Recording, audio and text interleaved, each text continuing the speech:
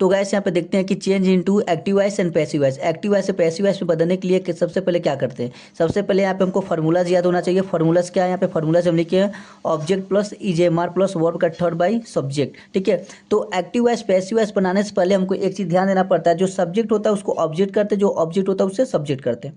तो सबसे पहले क्या है मेरा active voice, he writes a letter. ठीक है, तो यहाँ पे ऑब्जेक्ट क्या हमारा ए लेटर ऑब्जेक्ट है, तो यहाँ पे क्या लिखेंगे हम ए लेटर लिखेंगे। ठीक है, यहाँ पे क्या लिखेंगे ए लेटर हो गया।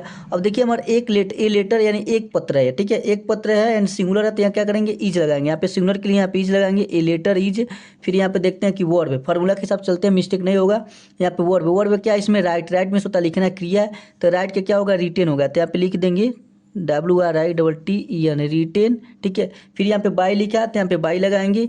ठीक है, बाई लगाएंगे। फिर यहाँ पे ही, यहाँ सब्जेक्ट क्या ही है, तो ही का क्या होता है पोसेसिव हिम होता है, तो यहाँ पे हिम लिख देंगे। ये क्या हो जाएगा हमारा आंसर हो जाएगा।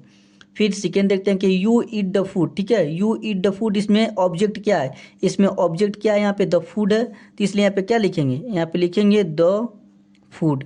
ठीक है, द फूड लिखेंगे। अब देखिए द फूड हमारा क्या सिंगुलर है। ठीक है, सिंगुलर के लिए हम किसका प्रयोग करते हैं, इज का प्रयोग करते हैं, द फूड इज।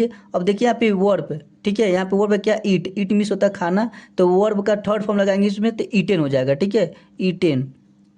यहाँ पे क्या होगा द फूड इज ईटेन, यहाँ पे बाई लगा देंगे बाई। और यू हमारा सेकेंड पर्सन है, तो यू में हमारा नो चेंज है। ठीक है, यू हमारा सेकेंड पर्सन में नो चेंज होता है, ये हमारा आंसर हो जाएगा। फिर नेक्स्ट देखते हैं कि दे बाई द बुक। ठीक है, तो यहाँ पे क्या लिखेंगे, यहाँ पे ऑब्जेक्ट क्या है द बुक, तो यहाँ पे क्या लिखेंगे द बुक्स, यहाँ पे लिखेंगे द बुक्स। अब देखिए यहाँ पे द बुक्स यहाँ पे लिखा है, तो द बुक्स हमारा प्लूरल है। ठीक है, यहाँ पे यस है, यस लिखा है प्लूरल है, तो प्लूरल के लिए किसका प्रयोग करेंगे आर का प्रयोग करेंगे, द बुक्स आर। ठीक है, द बुक्स आर। यहाँ पे देखते हैं वर्ब क्या, वर्ब का थर्ड फॉर्म है, तो बाई का क्या होता है बोट होता है। ठीक है, यहाँ पे लिखेंगे BROUGST ब्रोट। ठीक है, फिर यहाँ पे बाई है, तो यहाँ पे बाई लगाएंगे। हम फार्मूला के हिसाब से चलेंगे तो मिस्टेक नहीं होगा, तो यहाँ पे बाई है तो यहाँ पे बाई लगाएंगे। फिर यहाँ पे सब्जेक्ट क्या है दे, तो देम का क्या होता है पोसेसिव देम होता है।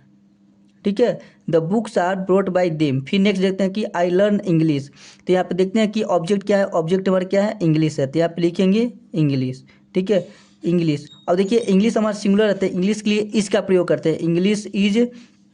अब देखिए वर्ब का थर्ड फॉर्म क्या है लर्न का क्या होता है लर्न होता है। ठीक है, यहाँ पे लिखेंगे LEARNT लर्न बाई। अब देखिए आई का पोसेसिव क्या होता है, आई का पोसेसिव मी होता है। अगर आप लोग को समझ में आया हो तो ऐसे ही एक्टिव वॉइस से पैसिव वॉइस चेंज करने के लिए हम नेक्स्ट टॉपिक लेके आएंगे। ठीक है, यह प्रेजेंट इंडेफिनिट टेंस का था, इसके बाद हम नेक्स्ट लेके आएंगे प्रेजेंट कंटिन्यूअस टेंस का।